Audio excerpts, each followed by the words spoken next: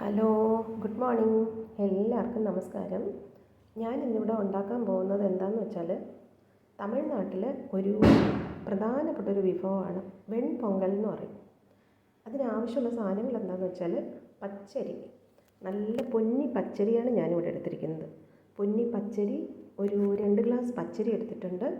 അതിന് ഈ ഗ്ലാസ്സിലാണ് ഞാൻ അളന്നിരിക്കുന്നത്. അതേ ഗ്ലാസ്സിന് 1 ഗ്ലാസ് പരിപ്പെന്ന് വെച്ചാൽ നമ്മുടെ സാമ്പാർ പരിപ്പല്ല, ചെറുപരിപ്പ്. ഈ ചെറുപയറൊക്കെ പുളർത്തിയെടുത്ത പരിപ്പില്ലേ, നമ്മൾ പരിപ്പ് വയ്ക്കുന്നത്, അത് 1 ഗ്ലാസ്. പിന്നെ നമുക്ക് പെപ്പർ കോൺസ് വേണം, കുരുമുളകിൻ്റെ മുഴുവൻ കുരുമുളക് കുറച്ച്, ജീരകം കുറച്ച്, പിന്നെ അത് ഗാർണിഷ് ചെയ്യാൻ നട്ട്സ് വേണം, നെയ്യ് വേണം. ഇത്രയാണ് നമുക്ക് ആവശ്യമുള്ള സാധനങ്ങൾ അതിന് വേണ്ടിയിട്ട്. അടുത്ത് നമുക്ക് എന്താ ചെയ്യേണ്ടതെന്ന് വെച്ചാൽ ഈ ചെറുപരിപ്പ് ചെറുതായിട്ടൊന്ന് ചൂടാക്കിയെടുക്കാം. ഇത് ചൂടാക്കണം എന്നുള്ളതൊരു ഓപ്ഷണലാണ് കേട്ടോ. ചൂടാക്കിയില്ലെങ്കിലും കുഴപ്പമൊന്നുമില്ല. പക്ഷേ ഒന്ന് ചെറുതായിട്ടൊന്ന് ചൂടാക്കിയാൽ അതിന് ചെറിയൊരു മണം കൂടുതലുണ്ടാകും. അടുത്തതായിട്ട് നമുക്ക് ചെയ്യാനുള്ളത്, ഞാനൊരു കൊച്ചു കുക്കർ അടുപ്പിൽ വെച്ചിട്ടുണ്ട്. അടുപ്പിൽ വെച്ചിട്ട് ഒരു 2-3 സ്പൂൺ നെയ്യ് ഇതിനകത്ത് ഞാൻ ഒഴിച്ചിട്ടുണ്ട്. അതിനകത്തോട്ട് നമുക്ക് ഈ ഒരു സ്പൂൺ പെപ്പർ കോൺസ് അങ്ങോട്ട് ഇട്ടിട്ട് അതൊന്ന് പൊട്ടിച്ചെടുക്കണം. പിന്നെ അതുപോലെ തന്നെ ഒരു 1/2 ടീസ്പൂൺ ജീരകവും കൂടെ ഇട്ടിട്ട് അത് നല്ലതുപോലെ ഒന്ന് മൂപ്പിച്ചെടുക്കണം. പിന്നെ ചിലരെന്ത് ചെയ്യുമെന്ന് വെച്ചാൽ വെളുത്തുള്ളിയും ഇഞ്ചിയും കൂടെ ചെറിയ സ്ലൈസായിട്ട് അരിഞ്ഞ് ഇതിനകത്തൊന്ന് മൂപ്പിച്ചിടാറുണ്ട്. അങ്ങനെ വേണമെങ്കിലും ചെയ്യാം. അത് ആ ടേസ്റ്റ് ഇഷ്ടമുള്ളവർക്ക് അങ്ങനെ ചെയ്യാം. പക്ഷെ അങ്ങനെ ചെയ്തില്ലെങ്കിലും കുഴപ്പമൊന്നുമില്ല. ഇത് ഒന്ന് പൊട്ടി വരുമ്പോഴത്തേക്ക് നല്ലതുപോലെ ഒന്ന് മൂത്ത് അതൊന്ന് പൊട്ടി വരണം.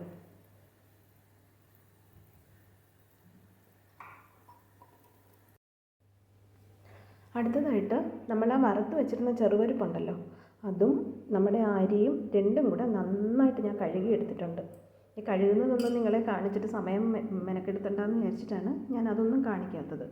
നന്നായിട്ട് ആ വറുത്ത ചെറുപരിപ്പും അരിയും കൂടെ കഴുകി വെച്ചിട്ടുണ്ട്. അത് നമ്മൾ ആ കുക്കറിലോട്ട് തട്ടിക്കൊടുക്കുക.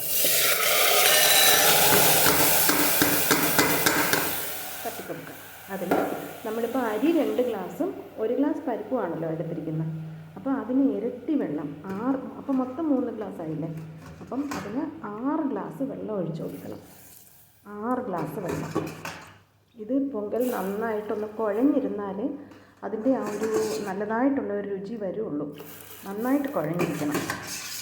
3, 4, 5, 6.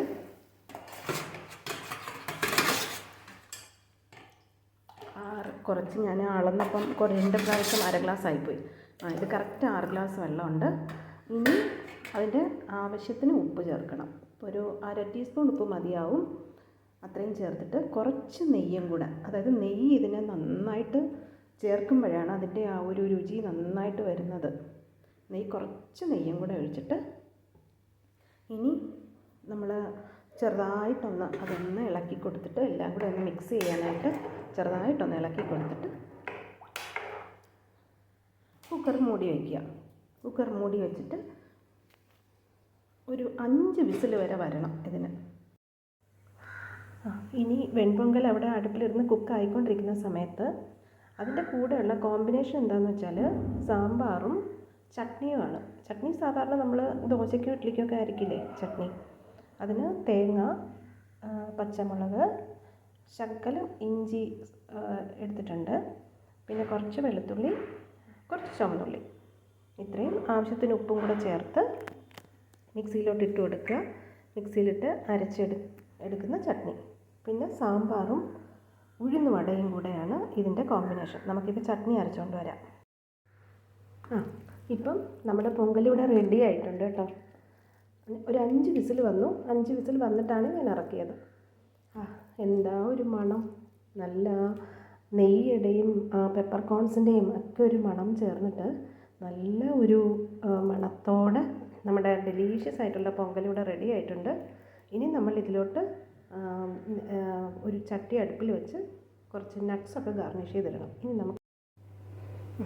ഞാനൊരു പാൻ അടുപ്പിൽ വെച്ച് അതിലൊരു 2 സ്പൂൺ നെയ്യ് ഒഴിച്ചിട്ടുണ്ട്. അതിനകത്തോട്ട് കുറച്ച് 4-5 നട്ട്സ്, കാഷ്യൂസ് ഇടുകയാണ്. അതൊന്ന് ഫ്രൈ ആകുമ്പോൾ ഇതിനകത്തോട്ട് എടുത്തിടണം.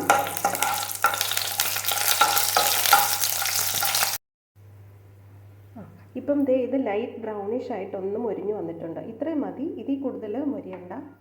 ഇനി ഇതിനകത്തോട്ടൊരു 2 കറിവേപ്പിലയും കൂടെ ഇട്ടിട്ട് ഒന്ന് ലൈറ്റായിട്ടൊന്ന് ചൂടാക്കിയിട്ട് നമ്മൾ ഈ പൊങ്കലിനകത്തോട്ട് ഇത് ചേർക്കുന്നു.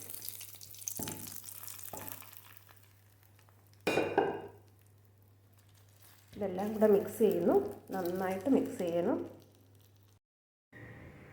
കണ്ടില്ലേ, ഇവിടെ നമ്മുടെ വെൺപൊങ്കൽ ഇപ്പോൾ റെഡി ആയിട്ടുണ്ട്. ഇതാണ് വെൺപൊങ്കലിൻ്റെ കോമ്പിനേഷൻ എന്ന് പറയുന്നത്. ഞാൻ സാമ്പാർ നേരത്തെ വെച്ചിട്ടുണ്ടായിരുന്നു.